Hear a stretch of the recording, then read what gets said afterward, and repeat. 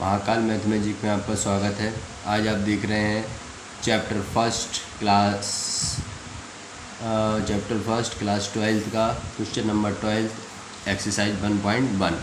वो कह रहे हैं so that the relation are define in the set A of all triangle are T1 T2 such that T1 is similar to 2 is a equivalence relation. Okay, और उन्होंने इसकी side दी है और वो ये कह रहे हैं विच ट्राइंगल T1 ट्राइंगल की साइड्स 3, 4, 5 दी हैं, T2 ट्राइंगल की साइड्स 5, 12, 13 दी हैं और T3 ट्राइंगल की साइड 6, 8, 10 दी हैं। Which triangle among T1 T2 and T3 are related. वो कह रहे हैं विच ट्राइंगल, कौन सा ट्राइंगल है जो इनसे संबंधित है आपस में। ओके, तो हम क्या करेंगे, हमको मालूम है उन्होंने दिया है R इक्वल टू, इसका सॉल्यूशन हम कर रहे हैं।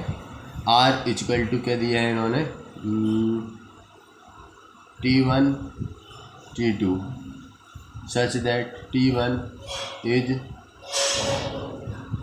similar T2। ओके, ये इससे सिमिलर है यानी कि T1 T2 है। तो हम इसको कैसे करेंगे, देखिएगा ट्रांजिटिव के लिए हम क्या करते हैं, एक और एक्स्ट्रा मान लेते हैं। यहाँ T1 है तो T2 है और ये क्या कर लेंगे हम T3 एक एक्स्ट्रा से मान के चलते हैं।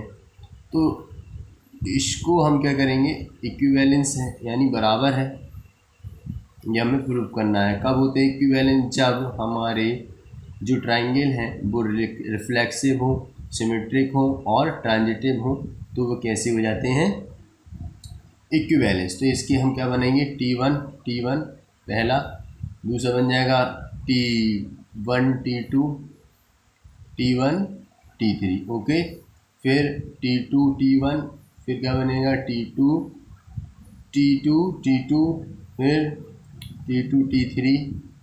इसी तरीके से बन जाएंगे हमारे T3 T1 और फिर क्या बनेगा T3 T2 फिर T3 T3। ओके, इस तरह से हमारे ये सेट्स बन गए हैं। तो हम यहाँ के लिख सकते हैं T1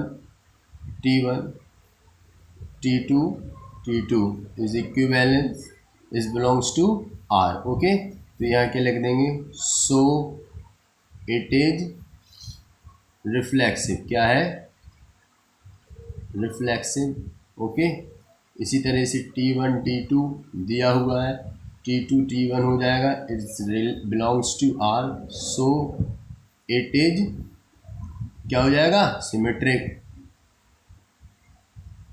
ठीक है, फिर यहाँ पे क्या हो जाएगा हमारा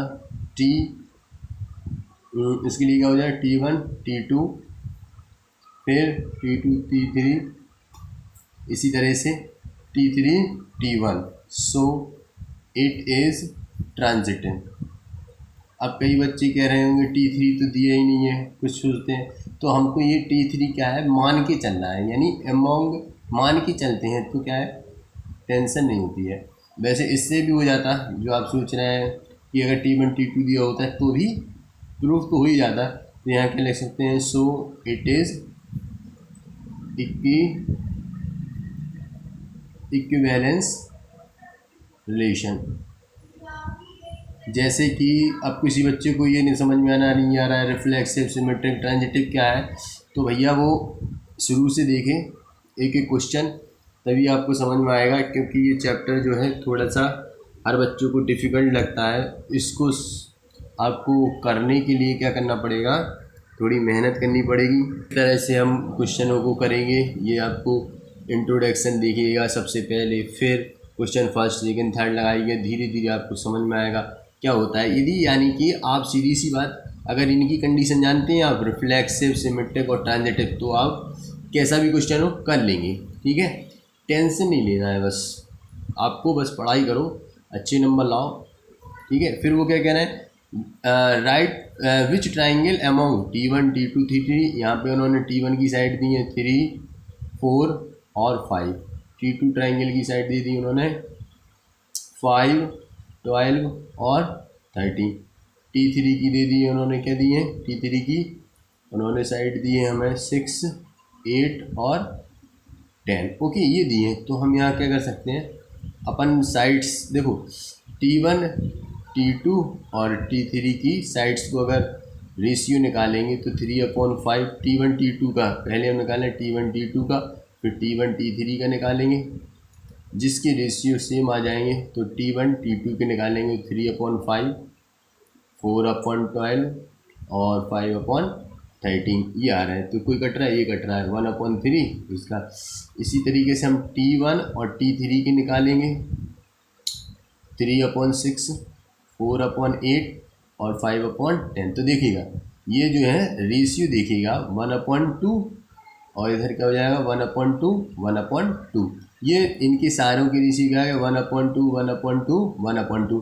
तो जिस ट्राइंगल की साइड्स के रेशियो सेम हो वो ट्राइंगल कैसे होते हैं, रिलेटेड, एक दूसरे से रिलेटेड। तो हमको क्या मिल गया T1 और T3 क्या हो जाएगा, एक दूसरे से रिलेटेड हो जाएंगे। फिर एक और रह गया हमारा, उसको भी देख लेते हैं। T1 T3 हो गया, T1 T2 हो गया, T2 और T3 रह गया। तो 5/6 12/8 और 13/10। तो ये तो कहीं से भी एक से नहीं लग रहा है, तो हम क्या लिख सकते हैं T1 and T3 are related.